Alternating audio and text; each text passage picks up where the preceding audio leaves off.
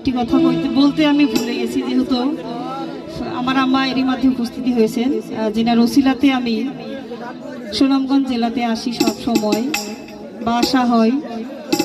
তাকে ছাড়া আমি সুনামগঞ্জ জেলাতে কোনোদিন পা দিই নাই, একা আসি নাই।